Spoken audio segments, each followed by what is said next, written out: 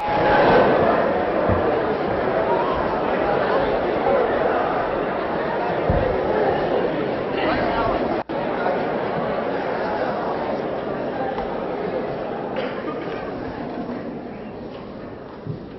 evening and welcome. My name is Rabbi Julie Roth. I'm the Executive Director of the Center for Jewish Life on campus, and it's my pleasure and honor to welcome you tonight to the J. Edward Farnham Lecture Series, to this lecture tonight, Writing Life, which is co-sponsored by the Center for Jewish Life, the English Department, and the Comp Lit Department. Tonight we are here to celebrate the writing of Jonathan Safran Foer, one of the most controversial and influential writers of our time. One of our own, this Jewish-American writer is a Princeton alum from the class of 1999. While an undergraduate, Jonathan pitched the idea of traveling to Ukraine in search of the woman who may or may not have saved his grandfather's life during the Holocaust, and he funded this trip by making a pitch of the idea to a group of Princeton alumni, one of whom generously stepped forward to fund this adventure that became his first novel, Everything is Illuminated.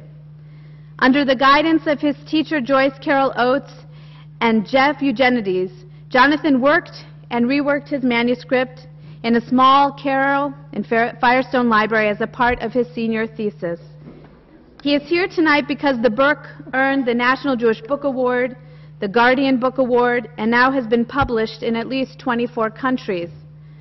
But he is also here tonight because he didn't give up after the first 14 publishers said no, and because he was willing, as he encouraged a student earlier today, to call himself a writer.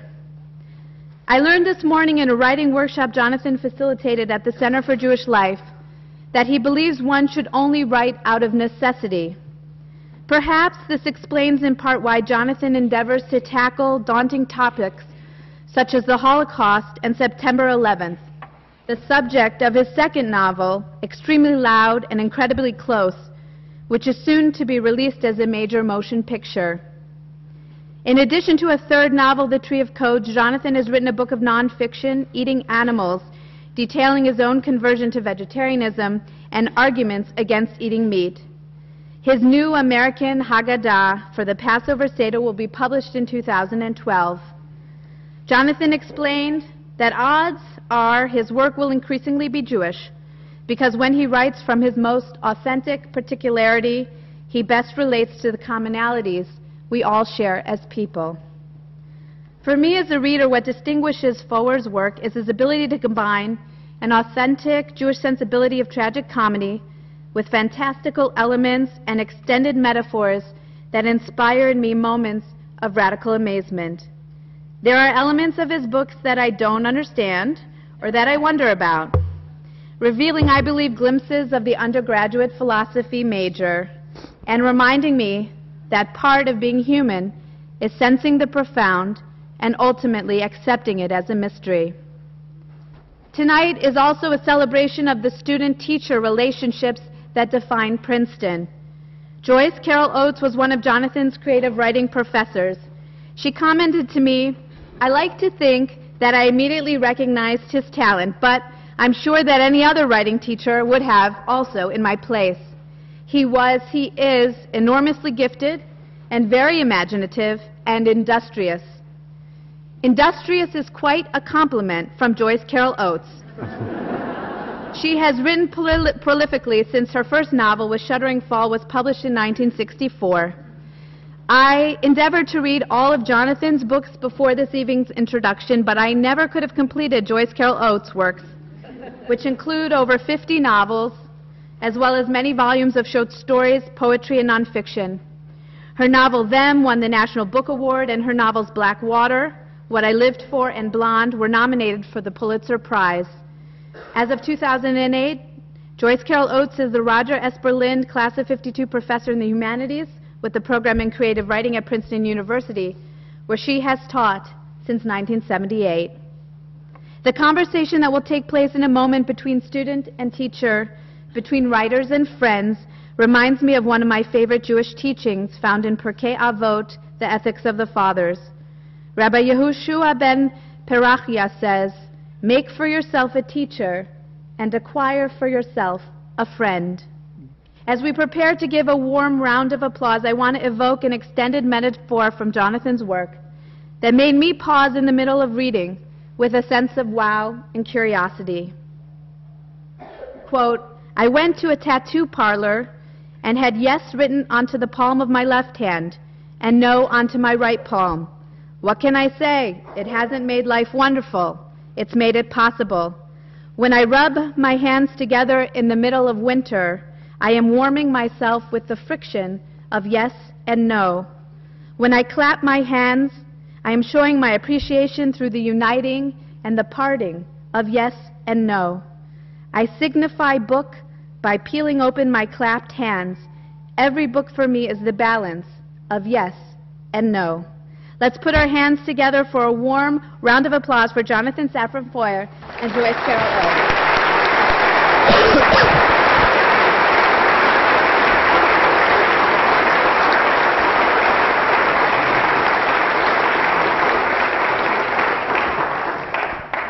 Thank you for the lovely introduction. Jonathan and I are going to have some sort of a fantasy that we're speaking in very casual, almost like privately, and people can listen. And then maybe after about 50 minutes, or when we run out of ideas, which may be much earlier, we'd like to open it to the audience, and some of the most exciting ideas do come from an audience. Jonathan has been confronting questions all day long, and he was in my workshop this afternoon. It was very lively and very exciting, and to me, very surprising, some of the things that Jonathan said. Of course, he maybe doesn't remember what he said, and so you have to make up something new.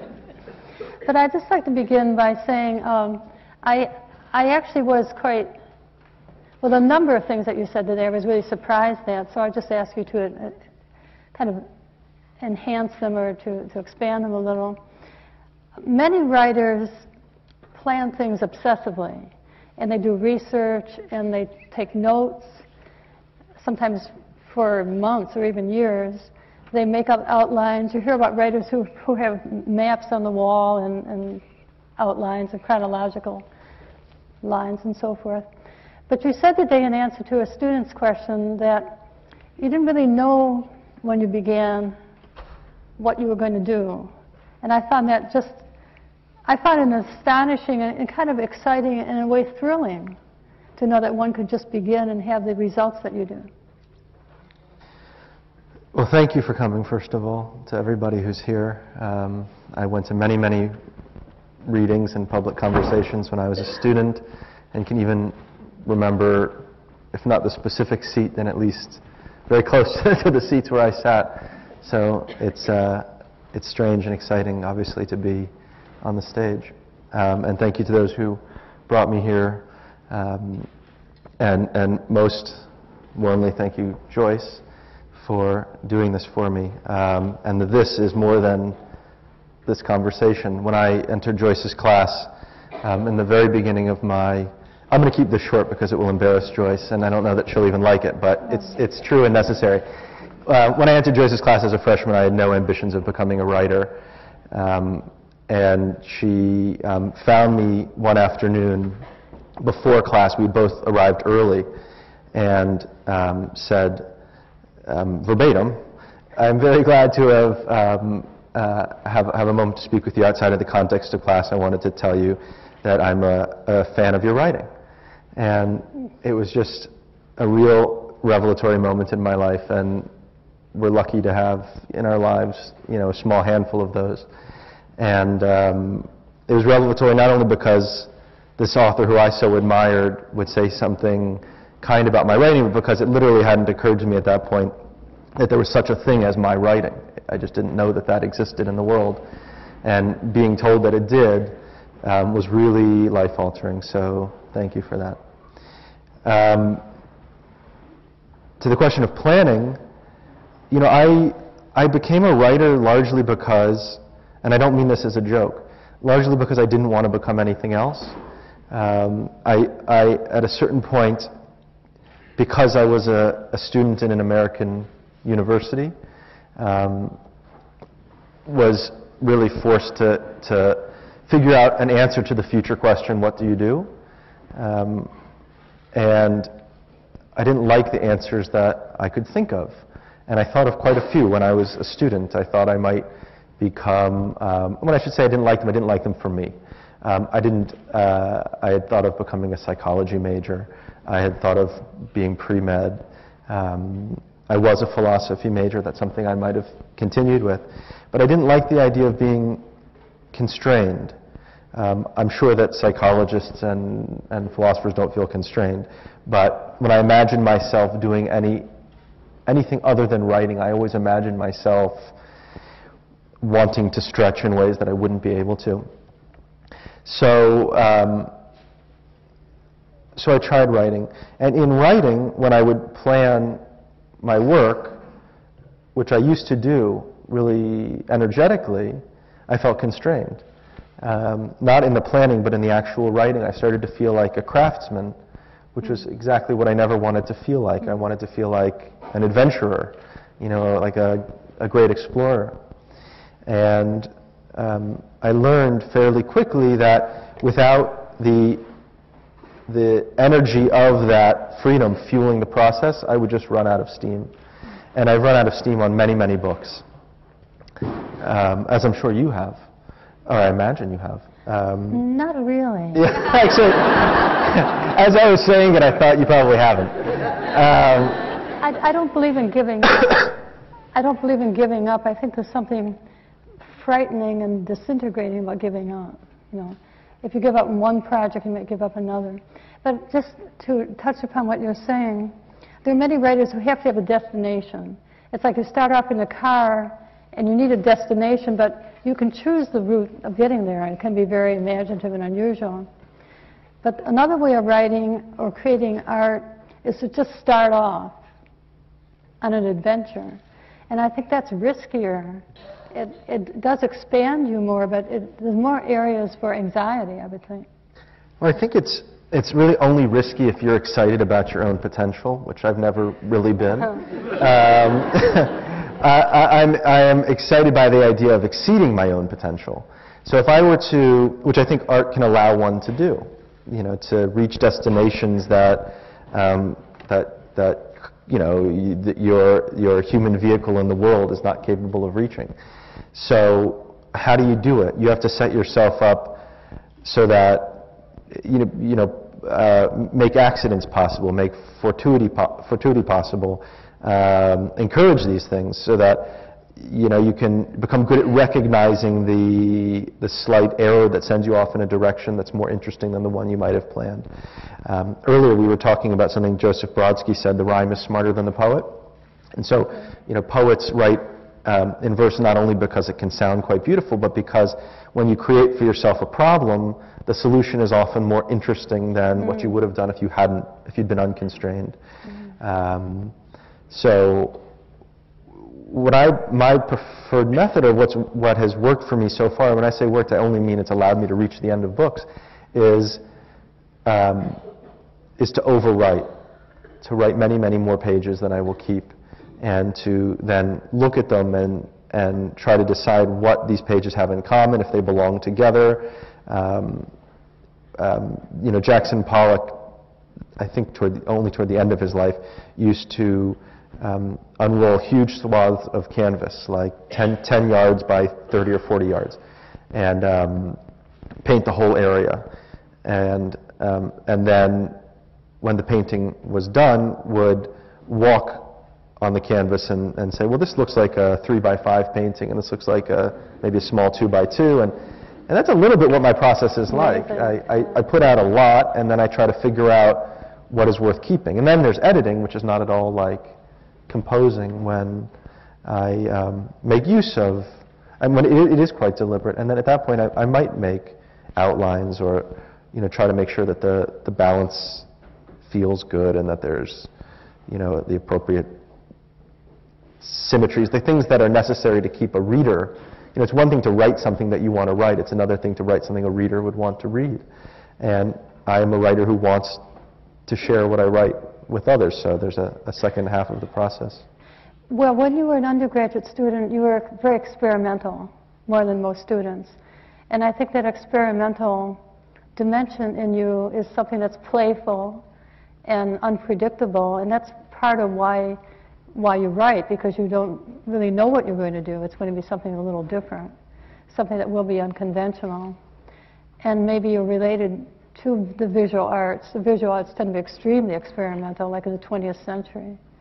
You're speaking of Jackson Pollock, for instance. Pollock, however, created a kind of art that would allow his own talent to effloresce. If he had been in a more traditional school, so to speak, he would not have flowered, because he probably couldn't draw. He probably couldn't do all the conventional things that one would seem to have to do, you know, little watercolors and so forth. So he sort of created a whole genre of a different kind of action painting that allowed his inability to do a conventional kind of art, sort of allowed to express himself in a new way. And I thought that was always very interesting about Pollock, that maybe this is true of genius. Genius can't do this because other people have done it, and genius is not excited by it, so genius has to go in some new, somewhat raw and uncultivated area. There's a wonderful essay that John Ashbery wrote about Jackson Pollock and about the avant-garde more generally, where he says, you know, imagine Pollock when he was doing those first strip paintings and what he must have thought.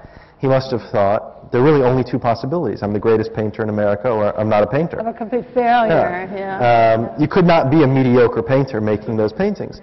And he said that's what's so thrilling about looking at them. Whoever you are, you have for an instant wondered if they are complete bullshit. Everyone has wondered that.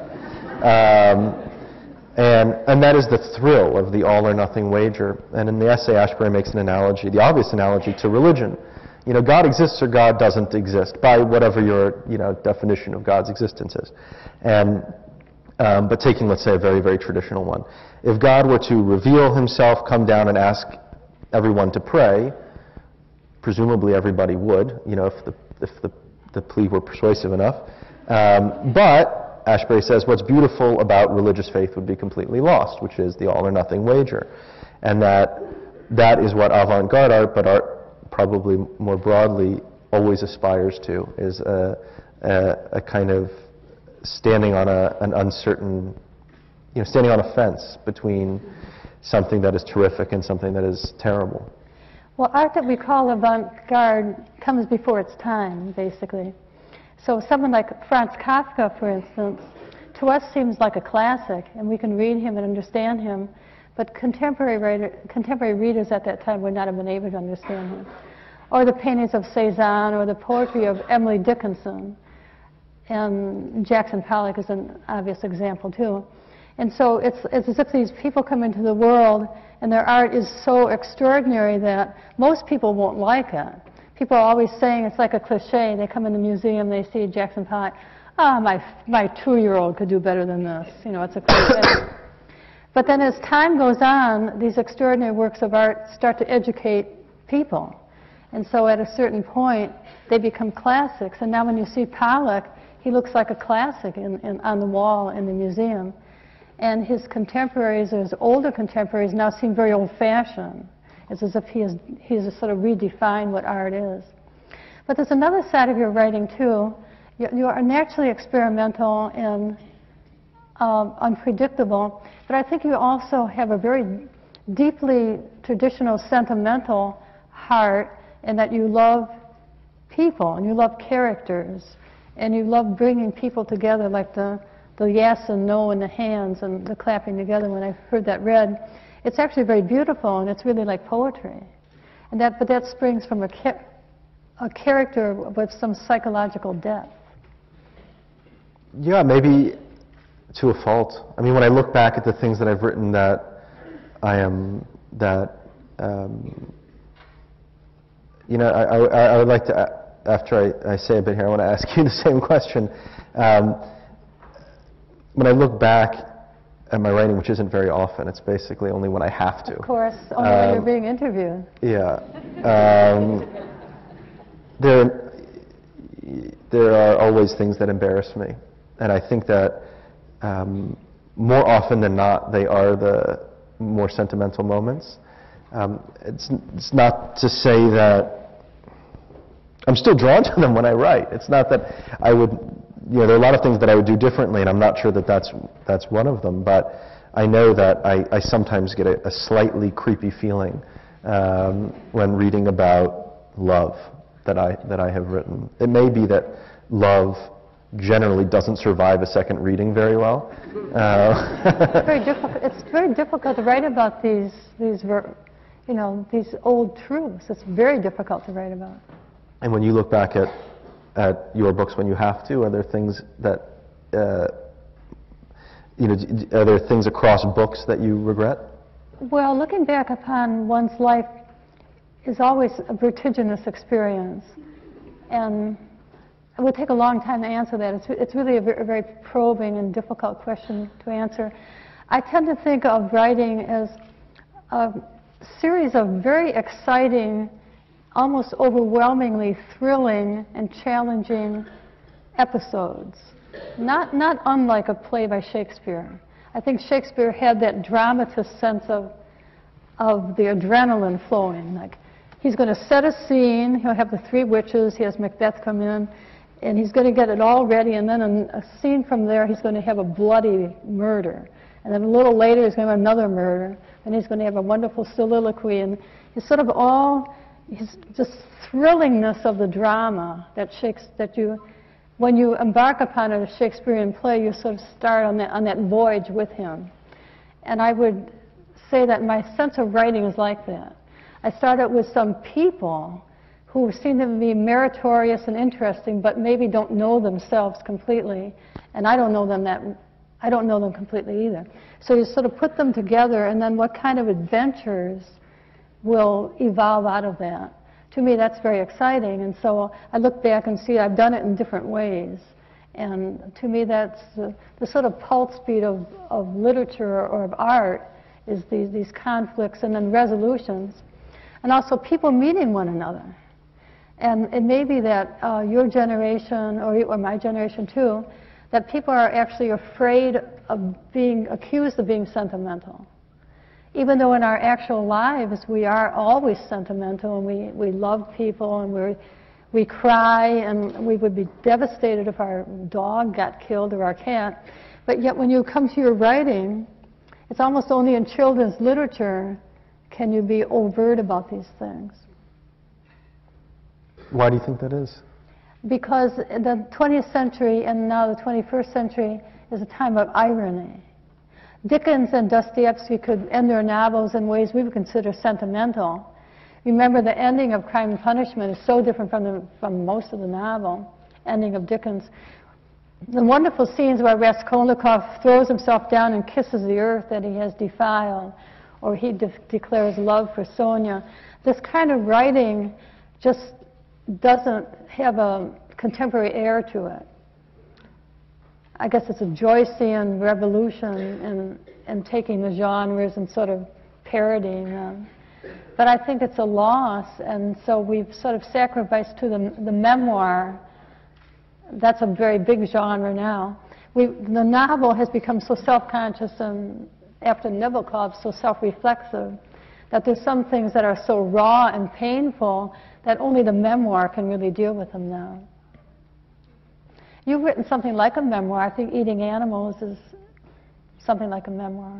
In certain ways. I mean, it's a record of an experience, and it's also the record of my changing thoughts. I prefer it to be read that way than as an argument. I don't really think of it as an argument, although I can understand why a reader might take it as a challenge. Well, it's really a memoir, and I remember reading it in galleys, and I was so struck by it. I thought it was really wonderful. I think Eating Animals is really a great book. And then it has this other dimension where you wanted to investigate what you're actually putting in your body, and then you had your first child, and what are you feeding this child, you know? It's so existential, not just an idea, but actual food that's coming into one's body. And then you take yourself out to the notorious factory farms and actually seeing things and interviewing people. You might want to talk a little bit about that. You didn't talk too much about that in my class. Mm-hmm. You asked me at dinner for how long when I became a vegetarian. Yeah. I think I said which time. I've become a vegetarian maybe 20 times in my life. Really? What was the first Mark time? Twain said that the easiest thing in the world to do is to quit smoking. You know, he'd done it 20 times. I first became a vegetarian when I was, I think, 9, and in the way that you know you would imagine a 9-year-old would. Just. Anyone else in your family? No, no, just one very attractive babysitter who made the case. So, you know, I think most people, but especially most children, have some amount of discomfort with the idea of killing animals. There's never been, to my knowledge, a culture in human history that's had a perfectly laissez-faire attitude toward animal slaughter and eating animals. There have always been some kinds of regulations, some rituals, some story involved. So, you know, we find ways to get around it. Maybe the instinct is naive, maybe it's foolish, maybe it's not worth holding on to. For whatever reason, I couldn't completely let go of that instinct, even though I ate meat for most of my youth. But as I said, I would have these periods when I would say, you know what, I was right to think that this is problematic and maybe even wrong, and I'll just play it safe and not get involved with it. I never bothered to do any real research. I didn't read too much about it. I certainly didn't go to a factory farm. Then when my wife became pregnant, the question took on a kind of urgency, because feeding your kid is just not like feeding yourself. It matters a lot more.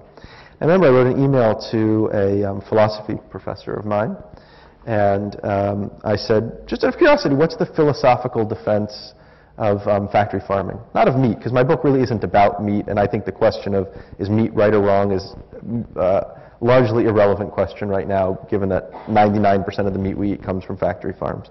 So I asked, what's the philosophical defense of factory farming? And he said, there isn't a philosophical defense of factory farming.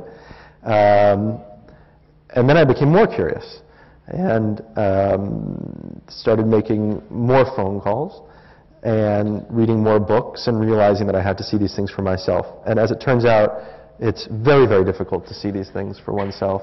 I don't think there's any industry in America, with the possible exception of, you know, the weapons industry, that is as secretive as the meat industry is. And you really don't have to believe me. You should go to your local supermarket, open your refrigerator, take out a package of meat, and place a phone call, and just ask what should be make what should be a very reasonable request. Can I learn a little bit about this food? And you'll be met with silence or some kind of they'll point you in a unhelpful direction. So I ended up befriending some animal rights activists who took me along on these middle-of-the-night adventures, all of which were legal, and all of which were really scary. And they told me what I already knew, but you know, a photograph that you take is different than a photograph that someone else has taken that you look at. And I found it very, very difficult to forget what I'd seen, especially when I came to terms with how unexceptional what I'd seen was. You know, the breadth and depth of this really destructive industry. And when I say destructive, I don't just mean in terms of animal welfare, but the environment. It's the worst thing that it's. The UN has said it's the #1 cause of global warming, one of the top 2 or 3 causes of every significant environmental problem on the planet. So, am I someone who is capable of living hypocritically? Very much so, all the time, many times a day.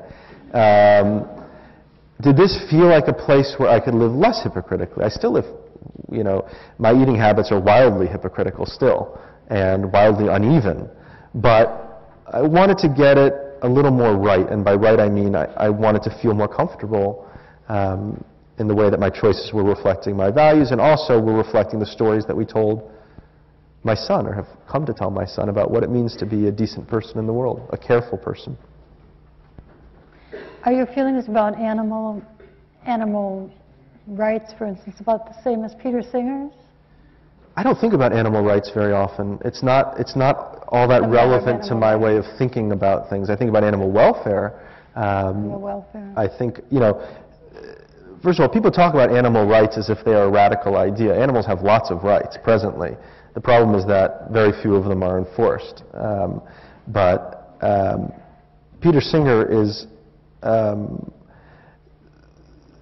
think reading Peter Singer in America right now is a little bit like reading J.D. Salinger. You know, it is a rite of passage, and there are very few high school students or college students who do not read Animal Liberation at some point and who aren't moved by it. It's a very, very persuasive book.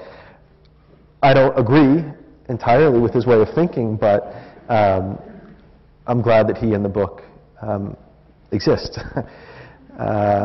Peter's point, I think, is sort of an ethical one, that we're all animals. And if you say the animals are over here and human beings are here, that's a mistake, you know. Mm-hmm. It's illogical. So the idea of eating animals is something that has an ethical component to it. But I think Peter also focuses mostly on the factory farms, and that if the animals are treated reasonably well, as they may have been on small farms, and then they're slaughtered, like the last hour of their life is terrible, but before that they had a good life, I don't think he would feel that that was so unethical as these terrible farms where they never have 1 minute of a life. And then you make the point also that it's unhealthy for the people who eat it as well, and also for the people who work there. So the most grisly parts of the book are the people working in these places. So like Upton Sinclair's The Jungle, if you remember that. But was that about like 1912 or so? He said of that book, I aimed for their hearts and I hit their stomachs. Hit their stomachs, yes. It was not supposed to be a book against meat per se, yes. But it very much had that effect. Maybe some of you have not read The Jungle, but it was written by Upton Sinclair when he actually lived in Princeton. He lived about 2 miles from here in a little cabin off Rosedale Road. He was quite young. He was just in his 20s. He had done research in Chicago in the slaughterhouses, and he saw things that were so appalling and so disgusting that he wanted to write about them. And basically it was, as you say, he wanted to aim at the hearts of America, but he hit the stomachs instead. People read about how sausages are made. You don't want to know how sausages are made. Even if you plan to never eat a sausage, you still don't want to know how a sausage is made. And there are these wonderful scenes, and The Jungle is a novel, incidentally. I used to teach it here at Princeton, actually. It's a wonderful novel. It's about the exploitation of workers, of immigrant workers, as well as the exploitation of animals and so forth. But to make a long story short, these people are making lard. There's this vat of horrible stuff that's boiling. And I was almost going to say cats. Cows' tails, everything with the cow is put in there. And then some rats fall in, and rats' tails and whiskers. And they're kind of sweeping everything into this vat of lard that's going to go out onto people's tables and people putting it on their toast. But the worst part of it is a man is up on the beam and he's sweeping and doing all this stuff, and the man falls in the vat. And so a human being is all boiled up. And Sinclair speaks about how it all gets packaged and sent out all across America and winds up on your breakfast table. And that's what upset people. It wasn't that they cared about the animals, but they didn't want to be cannibals and eating rats' tails and so forth. I have to say, though, apart from with Peter Singer and Jonathan Foer writing, I think, very brave books and very persuasive books, people get so angry at these books. You'd think that you had written Mein Kampf. You'd think it was Charles Manson's memoir or something. Right. Instead of really wonderful, ethical, serious books, people get so angry at you. It's shocking. But the anger is itself, revealing. Yeah. As happens at many readings that I give from Eating Animals, someone will stand up in the Q&A section and say, "Who do you think you are?" Blah, blah, blah, blah, blah. Get off what are you wearing? You probably have leather on your shoes or something. Which I guess you don't. I don't, but that's another. It's another story, actually, which we'll leave as another story. But I will always say to the person, well, obviously we agree that this matters, because otherwise you wouldn't be so upset right now. If I said you should change the kind of Kleenex you use, because the one you use doesn't moisturize your skin, and it's bad for the environment, and you know how the workers who made those Kleenexes are treated? You know, you could say, you're an idiot, you could say, I'm going to ignore you, but you wouldn't get upset.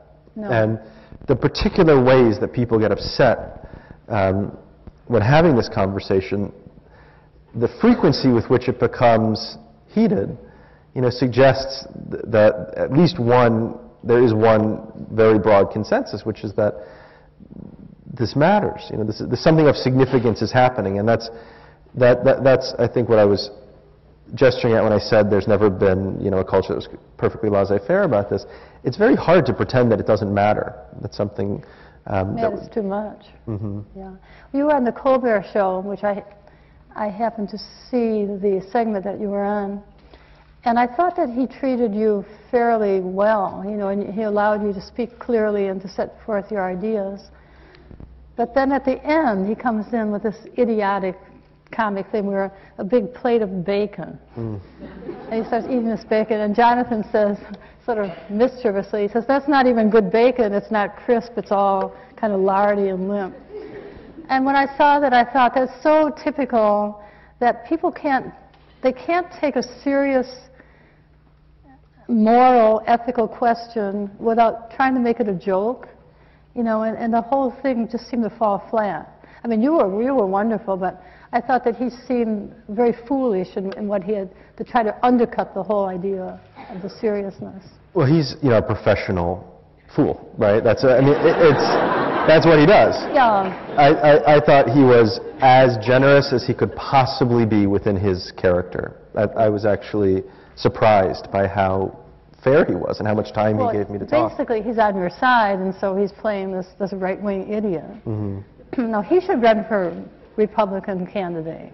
You know, I think they need a little more intellect in their debates, let's say. But I don't want to get into politics, however. Let's sort of skitter away from that, but talk about the idea you mentioned a minute ago about the seriousness of eating. And eating and food always have some sort of ritualistic component, because you're breaking bread with people, you're sitting and having meals together, and it's a friendly thing, and Thanksgiving's coming up soon. So we have to think that there's some other psychological, spiritual dimension to it. It's a kind of a religious, ritualistic thing. That's why people get so angry. Yeah, I think it's bound up with their senses of themselves, the stories their parents told them, the stories their grandparents told them. This is what they're, you know, they work all day so that they can feed the family, and to say that you're organizing your family life, you're organizing your family ritual, your family mythology around what? Around torture, around destruction. It's a very challenging thing to say. Well, it used to be that people did raise their own food, and they may have hunted, and then they ate the food that they killed. So it had to have a ritualistic component, and would seem to be like a natural narrative. Now it's very different. And one wonders why is religion so bound up with eating and rituals of eating? What is so important? Why does God seem to care so much what you eat, and whether you eat it mixed in with other food, or on Friday or on Sunday? Like, what is there about a deity that would make the micromanagement of eating so important? Do you have any ideas about that? I'm sure there are people in this audience who have much more sophisticated ideas about this, but I mean, part of it is the table is a natural place to locate values. You know, the family. It's where we gather to tell each other stories. It's one of the real crimes, I think, of factory farming, is not only how it's changed the food that we eat, but how we value food and how we actually eat food. You know, the percentage of meals that we eat in cars is really scary. The percentage of meals that we eat with the fingers of one hand. Really? It's really scary while walking. And what happens is food has become so cheap that it is now cheap, you know, emotionally to us. It is very hard to, we've been encouraged to think of a meal as something that is better when done more quickly and better when done less expensively. It used to be that You know, Americans now eat 180 times as much chicken per person as we did a century ago. Really? And it used to be the case that a chicken was a special thing that was roasted in an oven over the course of probably a fair amount of time and eaten at a set table with silverware with the family around. And I've covered chicken farm. So you don't just eat the chicken. You have to kill the chicken, which is not fun. But then the worst thing is you have to take off the feathers. You know, it's a whole thing that you did. But now it just comes in this cellophane. It's all bloated with hormones and unspeakable additives. So we've developed this new attitude about food, and we eat it to get full. And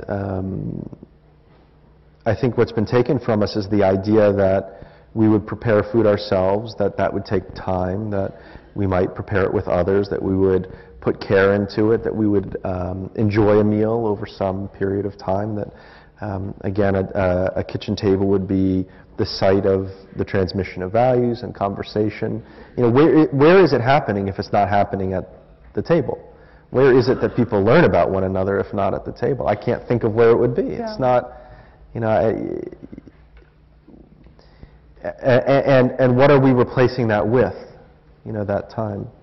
Well, people may be eating at their computers or watching television or something, but the family dinner table has been the sort of the nexus of anxiety also, where any number of plays by Eugene O'Neill or somebody, you know, set at the table and people are having awful experiences. Well, to move away from this, maybe people will have some questions a little later, to go in the opposite direction towards the very esoteric. I was so taken with Jonathan's most recent book, which is called The Tree of Codes. And some of you probably know about it, but maybe most of you don't. So do you want to introduce it a little? And I actually have the book here, which I'll... We can pass it around. No, we're not going to... I'm sure nothing will happen to somewhere. The reason I have it is because it's actually an artifact. It's not a book that you would get on Kindle. I was really interested in a technique called die cutting, which has been around in industry for a very, very long time, a couple hundred years. And you want to sort of, nobody can see this, but it's been die cut. You can explain what die cutting is. Is there some extremely attractive student who wants to walk across the stage with a book? But it's fascinating to look at this book, which is a work of art. So die cutting is basically removing material from material. And you can do really interesting things with it, especially with paper. And I had for a long time wanted to compose a book by erasing another book. And I ended up using Street of Crocodiles, Bruno Schulz's Street of Crocodiles, which has been one of my favorite books, but also I thought it was a good book to choose for this because it's short. It's short. Because of the way that he writes. It's a very flowery, ornate, sort of jam-packed sentences that we're going to offer a quite vibrant palette. And very obsessive. Mm-hmm. Focused inward, like poetry. Mm-hmm. Very much like poetry. And so this was the product. There's some interesting videos you can look up on the internet of how this book was made. Yeah, they're really fun to watch. In certain ways, what you would have said in class when I was your student is, in certain ways, the videos are more fun than the book. Oh. No, the book is read in such an interesting way. Well, I'm always, my students, if there are any students in the room, you know, I'm always interested in experimental things and new ideas, but this book makes you read differently. You have to really put a piece of paper here so that you can read the words. I wanted to ask you, when I was reading it, did you ever have any one page that was all blank? Because you always... I think the first page is, I think. The first page? I think so, yeah. Because you usually find some words, and I was wondering, and sometimes you have whole sentences and even part of a sentence in another sentence. Right, or the punctuation. Sometimes I would need a piece of punctuation. But that's way down here. Yeah, so I'd have to borrow it from some other sentence, so there'd just be a stray semicolon, you know, right in the middle of an age. It was a rocky process. So strange. Yeah, it was fun. It was. I could never do this. I guess that's why I really admire it, because I could never do this. I'm sure you could. You'd never want to do it. Well, I would find it so obsessive and bizarre that I'd become deranged. Well, you remember what I used to be like that before. Absolutely deranged. Yeah. It was challenging. You know, I don't think most people understand how challenging that was. He took a text that already existed and created a new story out of it by using just a few words on a page and dropping out all the others, but moving blindly. It was like you were moving across a floor, pushing a bean with your nose, and not really knowing whether you turn the page, whether you could find anything on the next page. You were very lucky because I noticed you found last day of life. You found those words on page 11. So this becomes a story about the last day of a life. But if you hadn't found those words on page 11, what would you have done? we wouldn't be sitting here right now for one thing. I mean, what if you just couldn't find those? You couldn't find a narrative. You might have done this forever. You'd never find your way out of a narrative. It seemed like a nightmare that somebody would sentence himself, a sort of masochistic nightmare. Yeah. But you did it, and it's actually very touching. And it's something that Bruno Schulz would have read with a kind of poignancy, because it's like a nephew of Bruno Schulz wrote another story which does relate to his story pretty much. But he would understand it, I think. But almost nobody could have done this, I think. You should try it. I mean, it's now clear that you're very interested in the process. Do you ever do crossword puzzles, or? No, I don't do crossword puzzles. It's a little bit like the opposite of a crossword puzzle. Like instead of, instead of filling in the squares where you're given clues, you had to. It felt like I was moving in the other direction. There were no squares to fill in. I was creating the. But you were creating a narrative almost by shaking dice. It was very hard to know how you could go forward.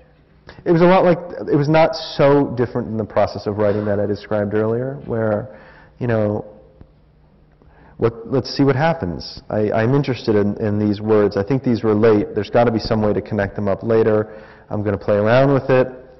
The very worst thing that happens is I printed out, I think, 12 copies of the book that I would take around, and if it didn't work here, I'd pick up the next one. And well, that's why I wanted to ask you, did you have some dead ends where you had to back up? Oh, God, I mean, you had 100 dead ends for every thing that worked, yeah. Oh, but it's the same with writing for me. When I'm composing, I have 100 dead ends for everything that works. People think that when you write a book, you are generating 300 pages of good work, when in fact, you are generating 1,000 pages of perfect crap, and then you carve out 300 pages that seem okay. It's a lot less impressive when you see everything that goes, when you see the sausage, being made. Didn't you say that the sausage makers all uniformly said the one thing that they would never eat was sausage? Well, it was actually hot dogs, and it was every farmer I met, they would sort of lean across the table at one point and say, "But I'll tell you what I would never eat is a hot dog." Right. I would stay away from hot dogs. If there's a takeaway from the book, stay away from hot dogs. Well, to get back to this book again, did you have any other possible texts apart from Bruno Schulz? I had originally thought I was going to try to do it with a dictionary. I thought that was a fantastic idea, both because conceptually it's so interesting. Carving a story out of language itself, and I like the idea of the images that are in a dictionary. And think of the stories, like a trillion stories. Well, since we spoke this afternoon, I did look up this website called Book Autopsies, And have you ever seen that? Book Autopsies, where he takes the OED, or he takes a big dictionary, and he sort of disembowels it and makes like a carving out of it. So there's some illustrations and there's some words, but it has 3 dimensions, of course.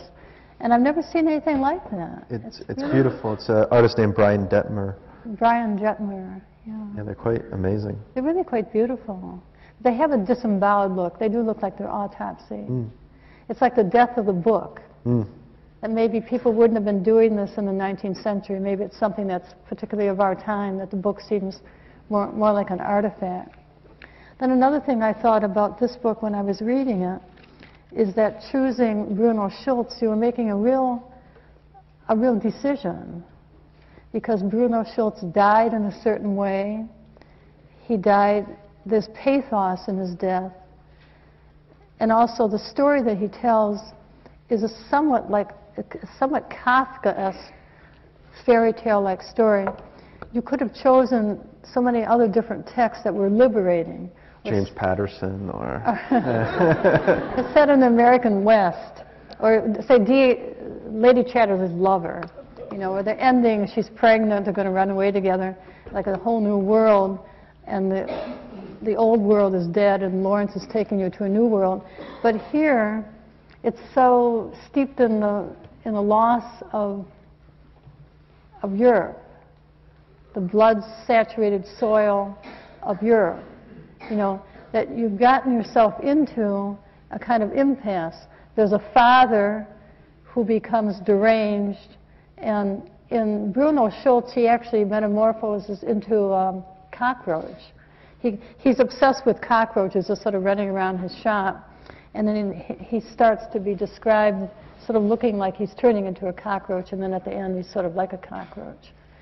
And this is 1933 when he was writing, and Kafka wrote the Metamorphosis in 1912. So I was also wondering why you would choose Bruno Schulz rather than going to Kafka.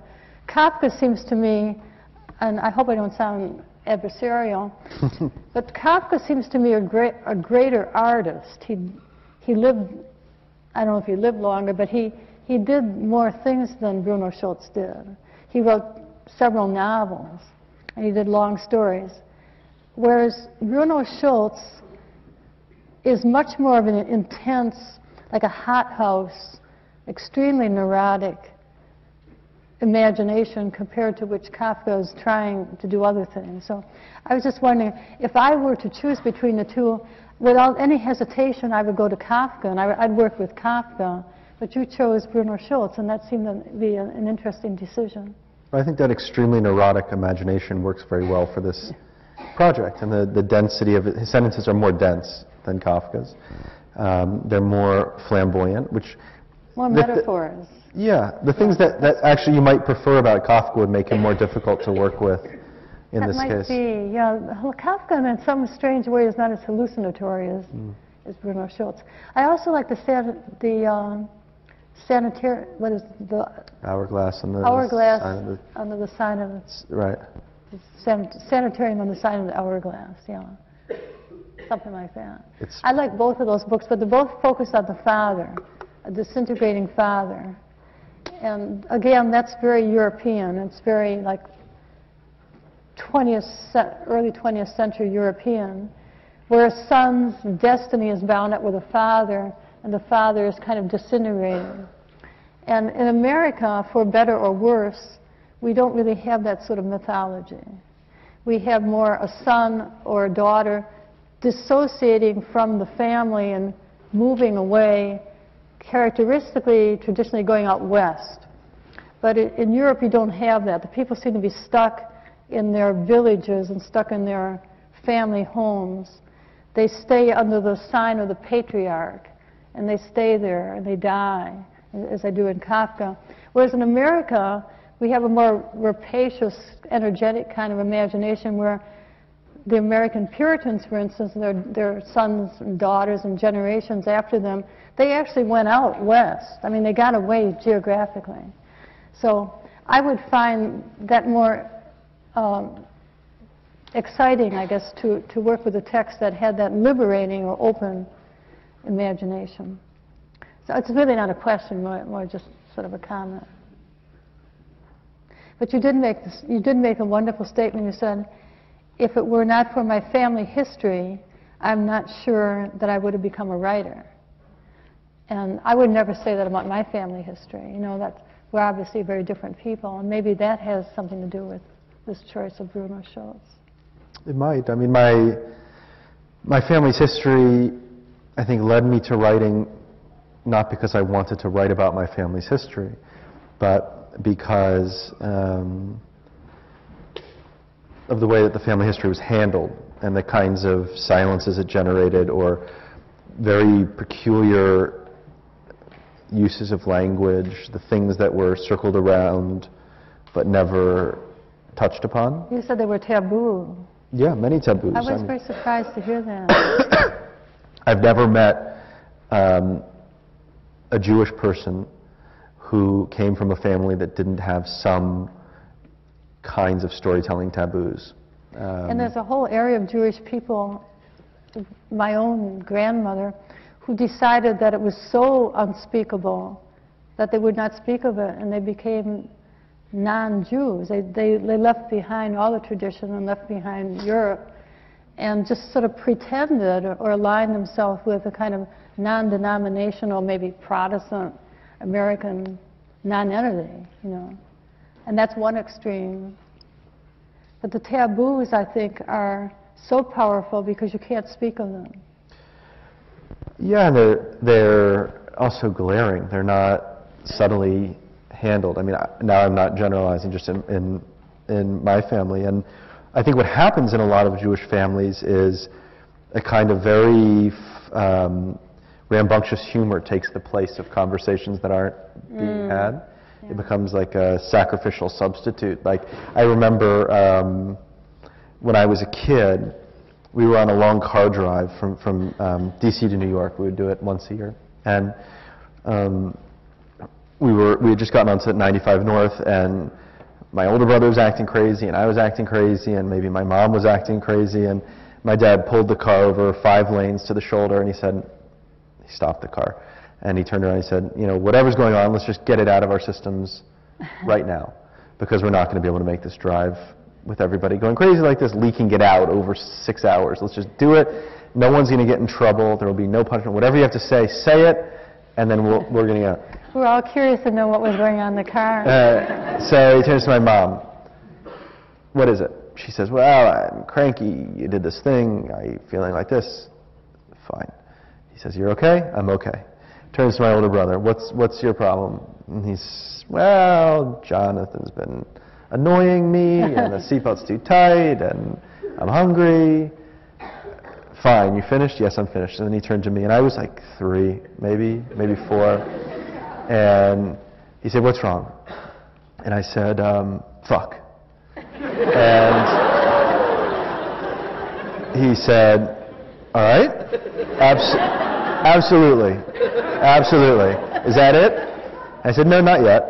And I said, you know, shit, cocksucker, fucking bitch. Like a long string. My dad said he didn't even know what some of these words meant that I said. And everybody laughed. Everybody started laughing. And I knew that it was funny. At that age, I knew that I was being funny. That was good. And what was funny was that I was saying words that we weren't supposed to say, but not words that we were really not supposed to say. You know, bad words are safe bad words, but we also had bad words that were actually bad words. And I think a lot of the kind of dinner table conversation and the tone of the humor that we had together was organized around good bad words as opposed to bad words, and a kind of a reverence that was safe and that we could almost rehearse the real conversations that we were never going to have. Yeah. And I feel like in my writing I actually have those conversations that we never had. Yeah, and there's a whole aspect of your writing we really haven't talked about tonight, and that's the humor. There's so many really, really funny things, especially in Everything is Illuminated.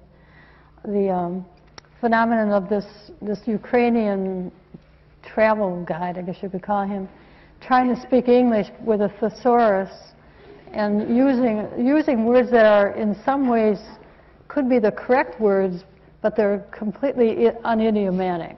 It's very, very funny. The whole sense of humor. And I think this doesn't have humor in it. This is really very somber And it's so, as if that whole side of your personality was sort of put on hold and coming out tonight, maybe. Is there anything else that we should ask each other before we turn it over to the audience? Some glaring thing. Jonathan's been asked questions all day long, so I think he's getting a little weary. He may just sort of ask questions of the audience at this point. It is a strange feeling, isn't it, to come back to your old school and sort of be here. It seems like an anteroom of hell, that you've died and gone to some Hades or something, and you look out there and see your old classmates and your old self, you know, and you're kind of sitting here. And it's better than that. What's amazing to me is how little I remember. And I don't mean that as a judgment of the experience. I'm surprised that I can't remember the names of the dorms I lived in, by and large. I can't remember where, but 2 of them were. I really... Where did you eat? At Terrace, I remember that. Which is surprising, given how I spent my time at Terrace. But... How did you spend your time at Terrace? No, it was a lot of... you know when you go into class and the board is filled from the previous class and the teacher erases it all? Yeah. That was like what my time at Terrace was like, just erasing whatever had happened that day. Well, I have one question for you. Did you ever feel, in terms of your writing or even your life, that you made some colossal mistake? You have to be more specific. Have you made a whole series of mistakes as one major mistake? Now, I was just curious. Because you said that you had gotten all these dead ends in the book and somehow you kept on going. To me, one dead end would cause so much anxiety that I would feel that I didn't want to risk more dead ends. But often when writers are interviewed, they just say the positive things. I was influenced by this, I went here, I studied with so-and-so, and then my publisher and my agent. And everything is sort of golden and rosy. But life is not really like that. And people actually do make mistakes, and they have periods that are not so happy and so forth. And I was just wondering whether you could share with the audience any egregious errors that then they could avoid making. I mean, what I most regret is my self-consciousness, but it wasn't ever in my power to change, or it never felt that way. But that's what has stood in the way of my working in the ways that I've wanted to. Well, what do you mean by that? That you're sort of shy, or? That's part of it, and you know, overly questioning and unnecessarily self-critical. Well, you don't seem fearful of taking risks. I mean, you're not self-conscious in a sense. Some people can't risk making a mistake, and they don't want to be made a fool out of. But Norman Mailer said once, unless you're willing to be made a fool out of, you can't be a great writer, because he took a lot of risks, you know. And it seemed that you did that. Well, there are safe risks and there are dangerous risks. I happened to go to a concert the other night. It was Jay-Z and Kanye West, and I was invited, and I said, this is probably going to be a pretty culturally rich experience, anthropologically rich experience, which is exactly what someone like me would say. And Kanye West got on stage. So rap is probably the most masculine popular art form. It is arguably the most homophobic popular art form. He is arguably the most important rapper in the world, or one of the top 3, let's say. And he got on stage wearing a leather skirt. And I was so moved by that, actually. And I remember thinking as I watched him, there's a lesson to be learned in this. Yeah, that's interesting. And I am always moved by people who are flamboyant. And it's something that I have regretted in my own life, that I don't know, the way that I was raised or the way that I have decided to organize my life has pretty much prohibited a flamboyance except on the page. And well, that's interesting. Do you want to tell the audience what you're working on now, or would you rather not? Well, The way you posed it makes it hard to say. I would rather I not. shouldn't have said that. But sometimes people don't. Sometimes people don't want to. They don't want to talk about what they're working on. I guess it's better. It's better to keep working on it and see if it happens or not. It's a secret and a mystery, so you just have to wait. Okay. Does anyone have any questions for about like? Yes, ma'am, right here. Someone's coming with a mic. You want to wait a minute? I really enjoy your writing. Thank you so much for what you've shared. And how has your writing affected your identity and the way you relate to others? How has my writing affected my identity? Yes, and the way you... I have no idea. I mean, I'm not sure how I could answer that question. I just don't know. There's no other me to compare me to. You know, I don't know what I would be like if I were a lawyer. I just don't know. I know that, now this is in terms of how I relate to others. I know in terms of how I relate to myself, if that expression even makes sense, it forces a kind of questioning that I don't think would exist if I were doing something else. Like the constant wondering if I'm wasting my time, the constant wondering if there's something else I should be doing. It's very possible I would feel the same thing if I spent my days differently, but I don't think I would. I do a lot of my writing in a cafe in my neighborhood against a wall of glass, just a very large floor-to-ceiling window. And on the other side, most days, there's this homeless guy who's just a neighborhood fixture. He's asking for money. And so it occurs to me very often that, you know, I am a relatively able person. If I wanted to devote my life to making sure hungry people ate, it might matter a little bit. I could devote myself, you know, really locally and specifically, and it might matter a lot to a couple of people. And yet, instead, I spend time filling pages, or worse, cutting out of already filled pages. And well, you might be writing, make money, and then give money to these organizations. I mean, it doesn't mean it's not exclusively either or. No, but it's hard to think of being committed to the act of writing with the interest of. It's not the best job to have if your interest was to ultimately become a philanthropist. Good rationalization. Yeah. So I think it's a profession that begs an awful lot of difficult questions, and I like that, despite how hard it sometimes makes it to go to sleep at night. I like that I have to spend a lot of my time questioning how I spend my time. Well, you should think that you're bearing witness for many people who can't speak for themselves. You're writing about people who are mute and voiceless and not even alive, and then eating animals. You're writing about animals, and they have no language. I mean, there are a lot of things that writers and artists do that, when you look carefully at it, it's really for the good of a community. You know, because not everybody is going to want to go out and do the research that you did for the factory farms, or writing about the Holocaust and so forth. So you're sort of bringing news to people and expanding the spiritual community of people. James Seawright, who was my sculpture professor when I was here, who's a great guy, said, and we have to put aside nonfiction now, just talking about novels and art, he said that a decent definition of art is it's the thing that has no use, it has no purpose. And as soon as it begins to have a purpose, it's no longer art, or at least an intended purpose. Because of course, once it goes into the world, you know, a Jackson Pollock painting can be understood politically, but the intended purpose. And he said a bridge can never be a work of art because people use it to move from one landmass to another. And architecture can never be art because it is. That's not really true. I'm not saying it's I mean, true. They're beautiful bridges. It's. I think it's a very. I agree that it's not true. Too dogmatic. Too dogmatic. I think it's an interesting way to think about things. I agree that it's not true. I agree that bridges can be... Well, art can have use. I mean, you can say that art has use. The poems of Emily Dickinson might seem in one sense useless, but they so expand the human spirit. People who read them are touched, and they discover things in themselves they didn't know were there, even though the writing is very, very difficult and obscure.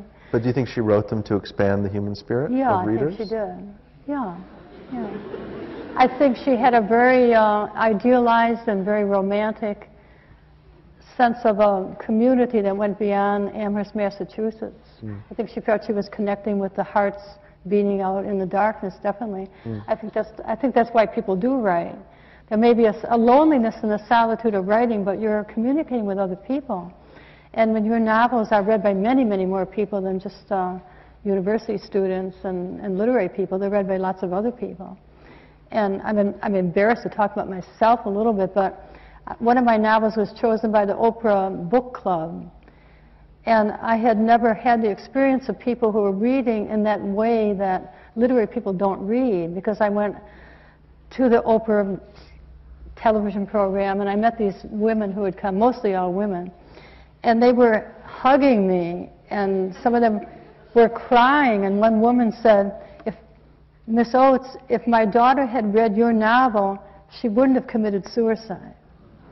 And I felt my heart just was so touched by that, because like you, I spend my time writing, putting things on a page and certain paragraphing.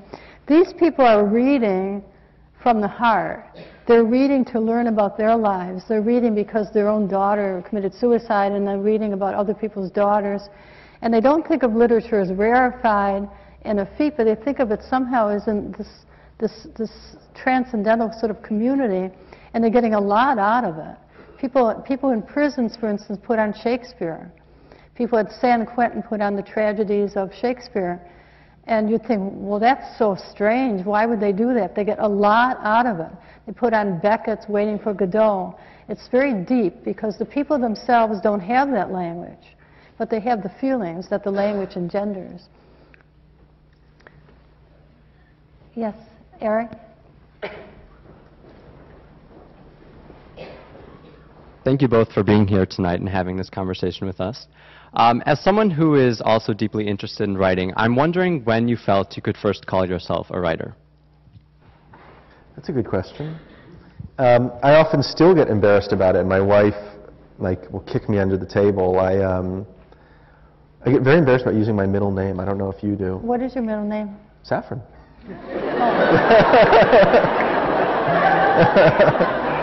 I thought it was going to be something bizarre that I never heard of. Like Adolf. Yeah.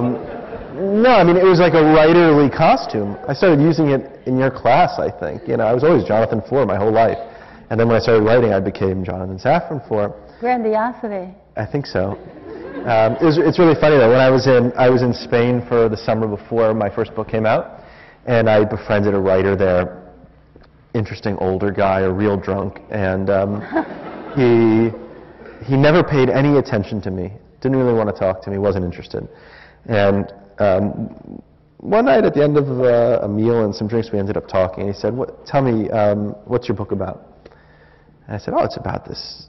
And I described the book, and he sort of glared. He said, yeah, that sounds fine. And I said, "What's your name?" And I said, "Jonathan Four." He said, "What name are you going to use on the book?"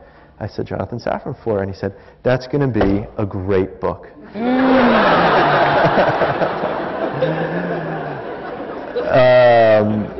But I continue, for whatever reason, to have some anxiety about calling myself a writer. It feels, I remember it felt giddy in the beginning when I used to.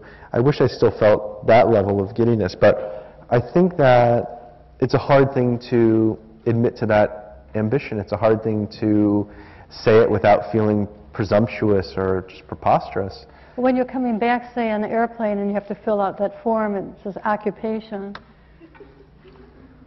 What do you put down? Jewish writer. No.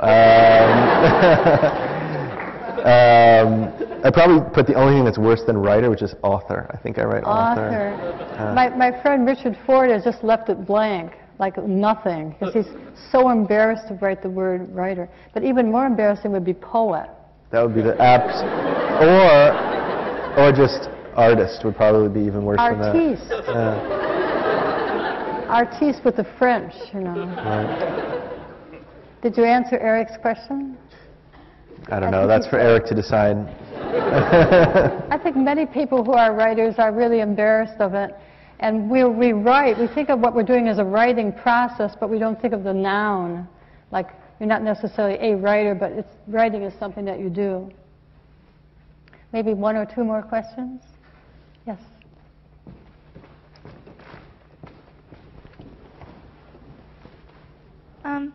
Your first book was rejected by publishers at first. What motivated you to keep trying to get it published? Well, that I wanted it to be published more than anything else. If I had been indifferent to the ends, I would have given up. Well, it takes a long time to write a book, and you put a lot of energy into it, and it didn't feel right to give up on the process so quickly. I also started to become aware very quickly of how just fickle the publishing industry can be. My book was rejected by, I don't know, 12 publishers, let's say. Some of the same publishers who rejected it bid on it when it was presented by a different agent. That's great. Yeah. Well, you know, they said my assistant read it, and well, I was hungover or tired or whatever it was. But what a nice feeling to think that the publishers who rejected it, when they saw that terrific front page review in a New York Times book review, and oh, oy vey, I missed it. I mean, that's really a nice feeling. It's an okay feeling, but I don't blame them. I mean, they're very busy people. They get, how many manuscripts do you think are submitted to them every day? So 8,000? A lot. So it ends up becoming a question of trusting other people's taste. Like it has to be because of the number of manuscripts that are submitted. So, you know, if a book is submitted by a certain agent, it's going to be read in one way. If it's submitted by another agent, it'll be read in another way. And frankly, for most agents, it might not be read at all. So, you know, success in the world doesn't correspond to the success of a book. Or at least not always, and not usually. I mean, look at the bestseller list on a given week. You wouldn't even want your name on most of those books. Maybe one, maybe two. But another thing too, Jonathan, you put in some time and you paid your dues, so to speak. You were in New York, involved with, was it Conjunctions magazine, and you brought out a book, which I happen to have here, Convergence of Birds, which is about Joseph Cornell. So basically you had a couple of years where you were doing work, almost like selfless work in literature and in the field. It wasn't just that he was out in rural Montana and sent a manuscript in. He was right in New York City and meeting people.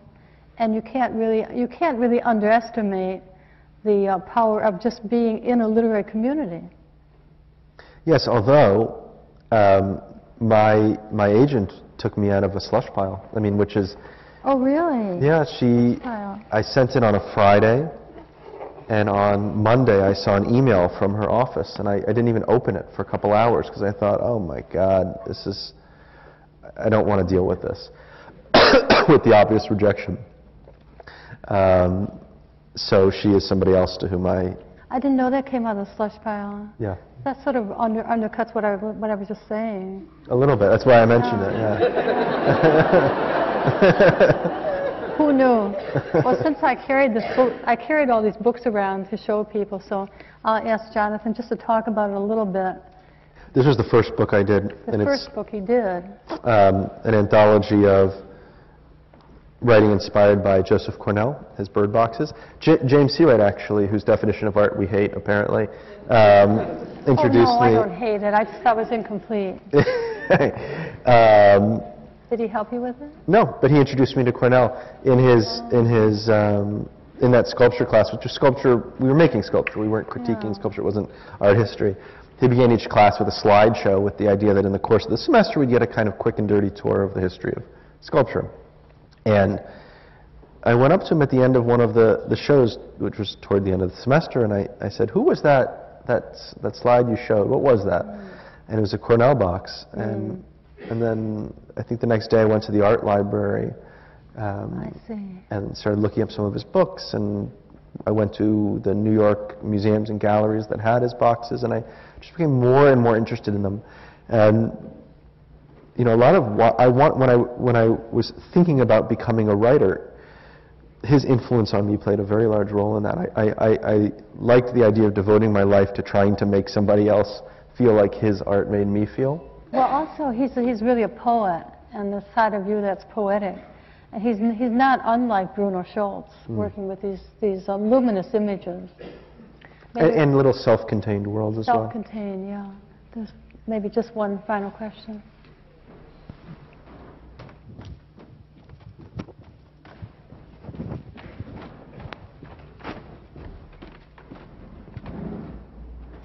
For about 10 years, I was like a 90% vegetarian, like every once in a while, maybe a piece of chicken or possibly even a piece of meat. And about a year ago or less, I read your book and I decided no more meat, no more chicken. And then I began to examine and explore a little bit, and I found out that there are more and more places that are selling free-range and organic chicken and meat. Now, I still don't eat meat, but sometimes I eat chicken. When I swore after I finished your book I never would. So I'm wondering how you feel about free range and organic. It doesn't have all the things that you condemn in your book. Well, as I said before, my book really isn't a case against meat. It's a case against meat as it is now produced, nearly universally. Nearly universally, not universally, because there are exceptions. This free-range stuff you're buying in a store, or you're buying it at a farmer's market, or what?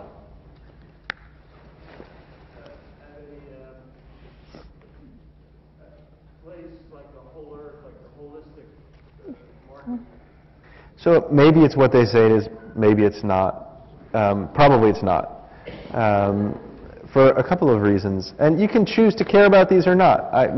When I give you this answer, my point is not that you're wrong to eat it, you're right to eat it. There's no particular wrong or right. Or rather, it's a question of degrees that often come down to, that defy the kind of more logical argument that most of the book is taken up with. So these birds all have the same genetics, and the genetics destine them to be ill and to suffer.